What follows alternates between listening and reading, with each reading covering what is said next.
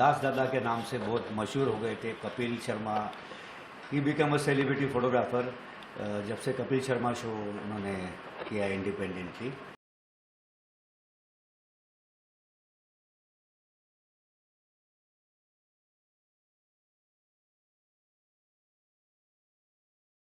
इसमें ही मैं और मेरा ट्रेजरर काम कर रहे थे तो वीडियो कॉल किया तो उन्होंने बोले बंडल बाज तू आया नहीं मिलने के लिए, अब मेरे मैयत पे आना। वो मेरे दिल के बहुत करीब थे। He was just like a elder brother to me, बड़े भाई की तरह मेरे साथ थे वो। तो रात भर से उनकी तबीयत बहुत ख़राब थी तो उनको पेन किलर दिया गया आईवी के थ्रू। तो मैं कम से कम 3-3.5 घंटे उनके साथ में था। तो बड़ा लॉस है इसलिए कि सबसे ज़्यादा एक्टिव मेंबर, हाँ सबसे सीनियर, जब हमारी एनुअल जनरल बॉडी मीटिंग होती थी वो सबसे पहले पहुंच जाते थे। बैनर लगाना, इवन यहाँ तक कि ऑफिस में झाड़ू तक लगाना। वो अकेलापन उनको जैसे ही वो पता चला कि ये बीमारी है, हालांकि उन्होंने किसी को ये बोला नहीं कि मुझे ये हो गया, पता चला था हमको तो उसको भी पता चला था। में आपका बहुत बहुत स्वागत है। Thank you. रिसेंटली बहुत दुखद घटना हुई, दास दादा के डेथ के बारे में हम बात कर रहे थे, तो आप उनसे एक हफ्ते पहले मिले थे। इस बारे में जानना चाहते हैं तो क्या इश्यूज थे और उस टाइम पे मतलब क्या हुआ? वैसे थोड़ा सा ब्रीफ में मैं कहूँगा, कृष्णा दास जो दास दादा के नाम से बहुत मशहूर हो गए थे। Kapil Sharma he become a celebrity photographer जब से कपिल शर्मा शो उन्होंने किया इंडिपेंडेंटली। वैसे तो he was the most senior photographer. वो हमारे साथ कई सालों से एज अ कमिटी मेंबर जुड़े मेरे साथ में। जब मैं जनरल सेक्रेटरी था और मैं कमिटी में भी गया तभी वो कमिटी में मेरे साथ में थे। उन्होंने अपना कैरियर स्टार्ट किया ग्लैमर से। जैसे पहले कामत फोटो फ्लैश है, वैसे ग्लैमर भी है। काफ़ी यहाँ हमारे मेंबर्स हैं। उनके बड़े भाई कार्तिक दास, वो भी मेरे कमिटी मेंबर है, उनके बड़े भाई है। उनके साथ उन्होंने काम किया, मतलब बड़ी बड़ी फिल्में की, शान की, सागर की, सिप्पीज़ की। और फिर इंडिपेंडेंट उन्होंने अपना कैरियर स्टार्ट किया। कॉमेडी सर्कस एक आता था, सारे कॉमेडियंस उसमें हैं। तो हम लोग साथ में काफ़ी विजिलेंस चेकिंग ड्राइव पे भी जाते थे। तो उनको वो सीरियल मिली, फिर वहाँ से उनका दौर शुरू हो गया और कपिल शर्मा ने उनको अपने साथ रख के पूरा शो उनको दे दिया। लास्ट ईयर मीटिंग में एक बार वो आए थे और उनकी तबीयत अचानक ख़राब हो गई। उस समय मैं मौजूद नहीं था उस मीटिंग में। उन्होंने मुझे फ़ोन किया था कि मेरे को चेस्ट पेन हो रहा है, ऐसा ऐसा है। मतलब मैं तो नहीं हूँ। वो आए और मेट्रो के नीचे रुके हुए थे तो मैंने ऑफिस में अपने ऑफिस स्टाफ को फ़ोन किया, अपने मेंबर को कुछ फ़ोन किया कि आप इमीडिएटली जाके उनको रिसीव करके आइए। तो उसके बाद उनकी थोड़ी सी तबीयत ख़राब रहने लग गई। और इस बार की जो हमारी कमेटी चुन के आई है 2024 लास्ट ईयर से, तो इस बार वो इलेक्शन हमारे साथ में नहीं लड़े। He was very active, humble और so down to earth, very cooperative, बहुत सबको सहकार्य करते थे। और फिर बीच में हॉस्पिटल में एडमिट भी हुए थे। तो मुझे एक बार फ़ोन आया उनका कि तू आया नहीं मिलने के लिए। हमारे 2 कमेटी मेंबर्स मतलब जाके आए, उनको मिल के आए। तो उन्होंने बोला, हम लोग मतलब बहुत याराना था हमारा। हम लोग कभी प्रोफेशनल्स की तरह, मैं जनरल सेक्रेटरी हूँ या कमेटी हूँ, ऐसे कभी हमने अपने मेंबर्स की तरह हमारा बिहेवियर एक दूसरे से था नहीं। वो मेरे दिल के बहुत करीब थे। He was just like a elder brother to me, बड़े भाई की तरह मेरे साथ थे वो। और सबके साथ उनके रिलेशन बहुत अच्छे थे हमारी एसोसिएशन में। तो और वो दोस्तों से ज़्यादा प्यार करते थे। अकेलापन मतलब उनको, जैसे कि जब मीटिंग, मंथली मैनेजिंग कमेटी की मीटिंग होती थी तो महीने में एक बार जो मीटिंग होती है तो महीने में एक बार हम सब साथ मिलते थे। तो वेट करते थे कि अगली मीटिंग का दिन कब आएगा, कब हम मिले। जैसे ही मीटिंग ख़त्म होने के बाद हमारा गेट टुगेदर होता था साथ में। तो खुशियाँ हमने बहुत बांटी एक दूसरे के साथ में। तो मुझे बोला, यार तू, सब लोग देखने आ रहे, तू आया नहीं है, ऐसा है वैसा है। जबकि मैंने बोला मैं आता हूँ, मगर कुछ मेरी समस्या थी, मैं नहीं जा सका। तो उन्होंने फिर एक बार ऑफिस में ही मैं और मेरा ट्रेजरर काम कर रहे थे तो वीडियो कॉल किया यहाँ से जो लोग गए थे। तो उन्होंने बोले बंडल बाज तू आया नहीं मिलने के लिए, अब मेरे मैयत पे आना। वो बहुत दिल को बात मेरी गहरी लग गई। तो मैंने फिर देखा कि मैं वेट करूँगा, कोई आएगा साथ में, नहीं आएगा मतलब फिर मैं निकल गया। लास्ट मंडे बुद्ध पूर्णिमा थी, मुझे याद है, मैं उनको मिला। बहुत तबीयत ख़राब थी, तो घर पे ही उनका इलाज चल रहा था। एक इन हाउस नर्स रखी हुई थी, तो रात भर से उनकी तबीयत बहुत ख़राब थी, काफ़ी चेस्ट पेन और स्टमक एक पेट में दर्द हो रहा था। तो उनको पेन किलर दिया गया आईवी के थ्रू। तो मैं कम से कम 3-3.5 घंटे उनके साथ में था। 2 ग्लूकोज की बोतल मतलब जब ख़त्म, तभी वो थोड़े से ठीक हो गए।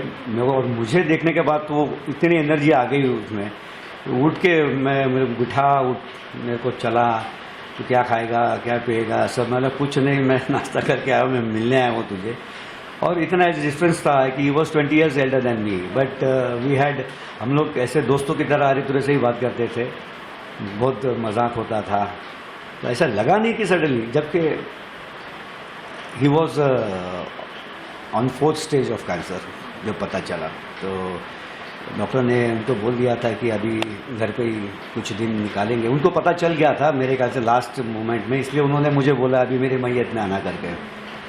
और एक वाक़या मुझे याद है, 2 महीने पहले भी हम लोग मिले थे, तब उन्होंने क्या पता नहीं, उनको ऐसा लगा कि बस 6 महीने, मैं 6 महीना ज़्यादा से ज़्यादा जिंदा रहूँगा। हमें लगा मजाक कर रहा है बंदा, क्या बोल रहा है क्या नहीं। तो जब देखा कि ठीक है, ये एक्सेप्टेड, उन्होंने एक्सेप्ट कर लिया कि अभी मौत सामने है, बट फिर भी हंसते खेलते वो सब बातें करना। उनका बेटा भी उनके घर में था, बेटा भी फोटोग्राफी करता है उनका। तो एनर्जी, बहुत एनर्जी थी। थोड़ा पेन रुक गया था, वॉक किया, बैठे हमारे साथ में। और कुछ लोग नहीं गए थे, तो मैं बोला जाके मिल गया भाई उनको। और फिर परसों रात को 10:30-11 बजे उनके बड़े भाई जो हमारे कमेटी मेंबर है कार्तिक दास ने उन्होंने फ़ोन किया मुझे कि ही इज़ नो मोर करके। तो बहुत ख़राब लगा। हालांकि मैं उनके फ्यूनरल में नहीं गया कि मुझे अच्छा भी नहीं लगा कि जाना। जब वो ज़िंदा थे काफ़ी बातें हमने शेयर की, 3-4 घंटे उनके घर में मैं था। और बहुत एक्टिव हमारा, मेरी एसोसिएशन, हमारी senior still TV and motion photographer association की तरफ से मैं उनको श्रद्धांजलि दूंगा। और वो बहुत बड़ा लॉस है, इसलिए कि सबसे ज़्यादा एक्टिव मेंबर, हाँ सबसे सीनियर, जब हमारी एनुअल जनरल बॉडी मीटिंग होती थी वो सबसे पहले पहुंच जाते थे, बैनर लगाना, इवन यहाँ तक कि ऑफिस में झाड़ू तक लगाना। उनसे काफ़ी कुछ नए जो मेंबर है उन्होंने सीखना चाहिए। So we had a great loss, हमको बहुत बड़ी ये क्षति हुई है। कृष्णा दास बाबू बोलता था मैं उनको, उनके जाने से। क्या उम्र होगी फिर उनकी? He was 73 years old. उसके बाद भी एक्टिव। और घर में अभी कौन? एक बात है कि हाल ही में 6 महीने पहले ही उनकी वाइफ का इंतकाल हो गया। और जैसे उनकी वाइफ गुजर गई उसके बाद वो मेंटली फिजिकली थोड़ा सा डिप्रेशन में चले गए। बहुत प्यार करते थे अपनी वाइफ को वो। उनके बाद उनकी हालत बहुत ख़राब हुई है। उनकी वाइफ को 6 महीना हो गया। एक बेटी है, ऑलरेडी उसकी शादी हो चुकी है, शी इज़ वेल सेटल।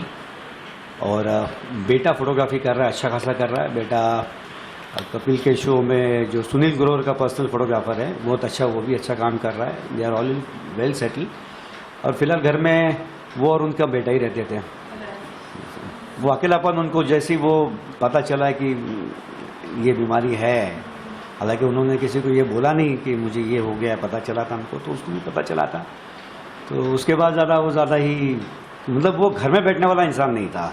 आज मैं जानता हूँ उन्होंने अपना कैरियर स्टार्ट किया, तब से वो मेरे ख्याल से 40-50 साल से तो उल्लासनगर में रहते थे।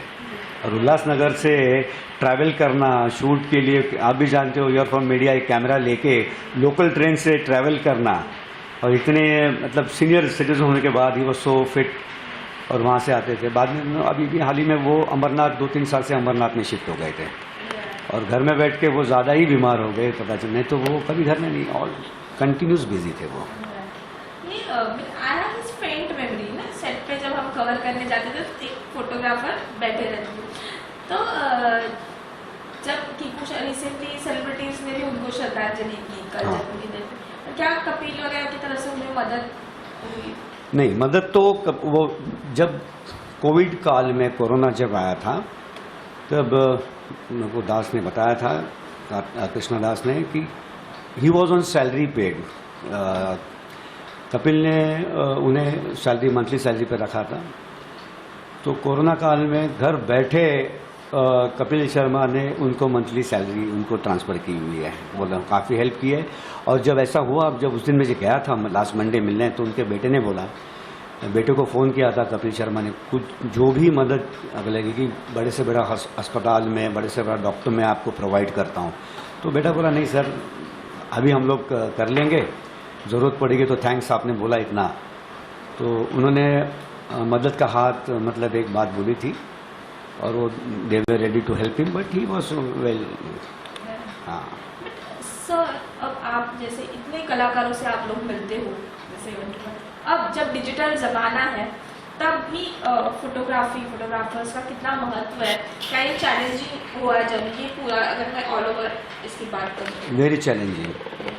The job has become so easy. वैसे कहने जाए तो क्रिएटिविटी, हार्ड वर्क पहले से अभी बढ़ गया है, और क्रिएटिविटी बहुत कम हो गई है। क्योंकि मैंने भी बहुत काम किया नेगेटिव फिल्म में हम लोग शूट करते थे, वो क्यूरियोसिटी होती थी। आज फ़ोटो क्लिक किए सेट पे, और एक कैमरामैन, उन्होंने शूट किया एक सीन या एक शेड्यूल चल रहा है एक हफ्ते का, मगर जब तक शेड्यूल ख़त्म नहीं होता है, वो कैमरामैन जो शूट किया उन्होंने उस स्टॉक में, रील में, वो जब तक वो लैब में नहीं जाएगी डेवलप करके, तब तक कैमरामैन को ये पता नहीं चलेगा क्या मैंने शूट किया, उसका रिजल्ट क्या है।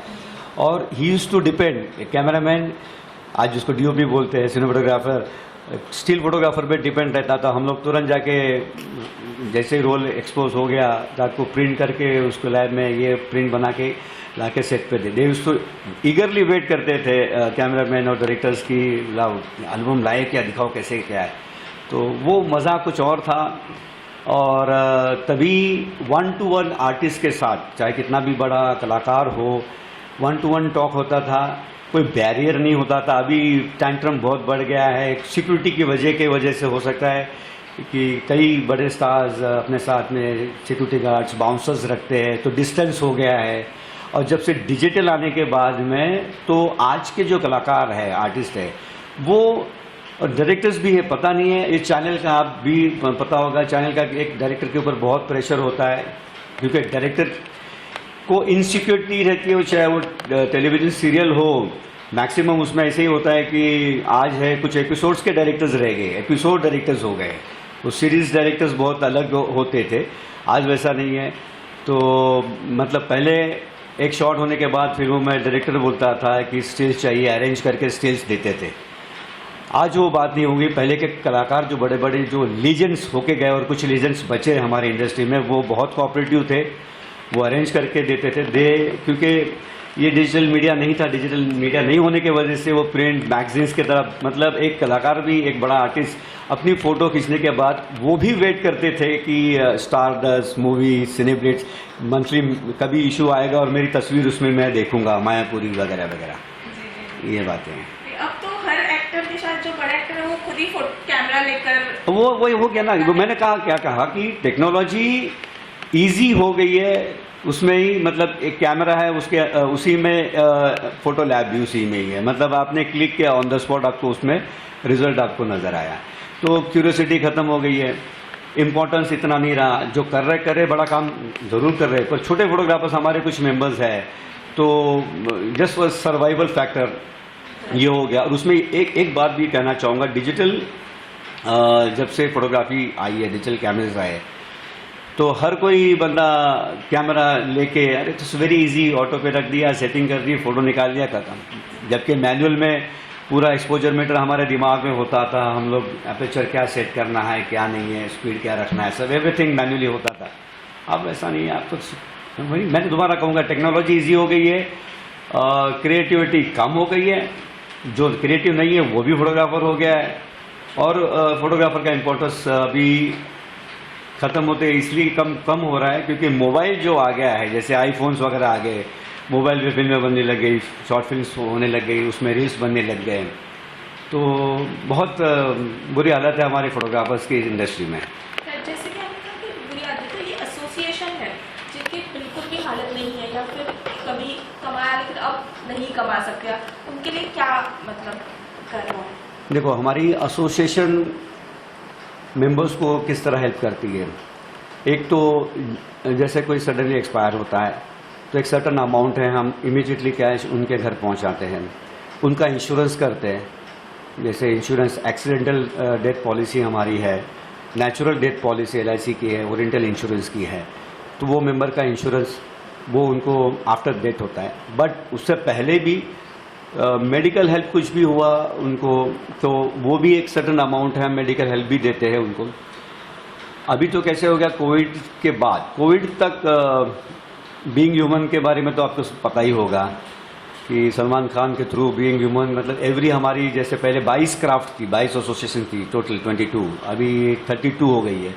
तो हर एसोसिएशन के मेंबर्स प्लस उनकी फैमिली को बीइंग ह्यूमन से मेडिकल एड आता था। तो कोविड के बाद में वो स्टॉप हो गया, पता नहीं किस रीजन से हुआ, क्या हुआ, बट वो एक हेल्प हमारे थ्रू हमारे मेंबर्स को हम लोग प्रोवाइड करते थे बीइंग ह्यूमन की पेपर्स डॉक्यूमेंट्स वगैरह देके। और उसके बाद फिर कोविड में हमने हमारे मेंबर्स को अपने एसोसिएशन के तरफ से कम 11 लाख रुपए हर मेंबर के अकाउंट में 4-4 हज़ार रुपये हमने डायरेक्ट डिपॉजिट की। और मेंबर का हेल्प हमने, हमारी एक मदर बॉडी है federation of western India cine employees, all association जितनी एसोसिएशन है, अभी आपने देखा होगा नीचे Indian film and television directors हो, तो एवरीबडी दिस एसोसिएशन ये लोग एफिलेटेड है फेडरेशन। तो फेडरेशन ने हमें काफ़ी मदद की, हमने हमारे मेंबर्स के डॉक्यूमेंट्स उनके पेपर्स फॉरवर्ड करके उनको कोविड में जैसे कल्याण ज्वेलर्स है और फिर नेटफ्लिक्स है, तो इनके थ्रू वैसे मदद पहुंचाई है। यशराज फाउंडेशन बहुत अच्छा काम कर रहा है। अभी उनको मतलब मेडिकल एड, फिर मंथली राशंस का वो प्रोविज़न कर रहे हैं, और वो काफ़ी चैरिटी भी यशराज फिल्म्स कर रही। तो मेंबर्स को वहाँ से भी हेल्प मिल जाती है, क्योंकि वो हमारे बोनाफाइड मेंबर्स है, इसलिए वो एक क्राइटेरिया है। तो मेंबर्स को इन रास्तों से मदद मिल जाती है। अब एक आध जाते जाते ग्लोरीफाइड पीरियड की बात करें तो कोई ऐसे स्टार एनकाउंटर हमारे साथ शेयर कर, कोई किस्सा? किस्से तो बहुत है एक्चुअली। किस्से अभी तभी जब हम फिल्म पे स्टिल फोटोग्राफी करते थे, तो शायद ही इक्का दुक्का फोटो कभी हमारी किसी ने खींच ली, तभी कैसे होता था। मैं अपने बारे में एक छोटा सा किस्सा बताऊंगा। तभी नेगेटिव में ब्लैक एंड वाइट और कलर दोनों में एक्सपोज करना पड़ता था। तो ऑब्वियसली जाहिर सी बात है कि 2 कैमरे रखने पड़ते थे, एक ब्लैक एंड वाइट से लोड होता था, दूसरा एक कलर से हम लोग लोड करके रखते थे। तो मैं हेमा मालिनी की एक HM प्रोडक्शन की एक सीरियल कर रहा था, woman of India film city में। तो फिल्म सिटी बोलो आजकल, तो तभी तो फिल्म सिटी और गोरेगांव तक की लेपर्ड सीमित थे, तो चीते वीते जो भी आते हैं। हाँ, तो तभी क्या हुआ कि वहाँ एक फॉरेस्ट डिपार्टमेंट ने एक लेपर्ड को पकड़ने की बहुत कोशिश की, उनको दौड़ा दौड़ा के उनको केज लगाया हुआ था। हम लोग शूटिंग कर रहे थे वुमन ऑफ इंडिया की आम्रपाली एपिसोड था, आम्रपाली की स्टोरी थी। इसमें हेमा जो खुद आम्रपाली बनी थी, उनके अपोजिट में पंकज धीर थे। तो I was a still photographer, तो खुद ही डायरेक्टर प्रोड्यूसर थी हेमा जी। तो वहाँ पर वो लेपर्ड आके कम से कम काफ़ी समय से उसको दौड़ाया होगा, भाग के थका हारा बैठा था वो। और जैसे ही फॉरेस्ट डिपार्टमेंट का आप वहाँ मत जाइए, अभी उसको हम वहाँ केज में डालेंगे, तो उसको थोड़ा रेस्ट करके मैं बोला यार लेपर्ड बैठा हुआ है और मुझसे रहा नहीं गया, आई वांटेड टू, मतलब उसे मैं कब कैमरे में कैद करूं। तो असिस्टेंट कैमरामैन को मैंने एक बात बोली कि उसकी फ़ोटो तो मैंने ले ली, अब मैं बोला मुझे लेपर्ड के साथ फ़ोटो खींचनी है। अरे बोला तुम पागल हो गए हो क्या? तो मैं बोला हेमा जी को बताना नहीं। तो मैं बोला मैं एक काम करता हूँ, 2 कैमरे हैं, मैं अपने साथ ब्लैक एंड वाइट रखता हूँ, कलर मैं आपको देता हूँ, और जैसे मैं पीछे से जाके घूम के लेपर्ड के पीछे जैसे बैठूंगा मैं अपना कैमरा, इमीडिएटली तुम क्लिक कर लेना। तो जैसे ही मैं गया और जैसे बताया था मैंने कि मैं बैठूंगा कैमरा लेके, और असिस्टेंट कैमरामैन ने मेरी तस्वीर वहाँ खींची।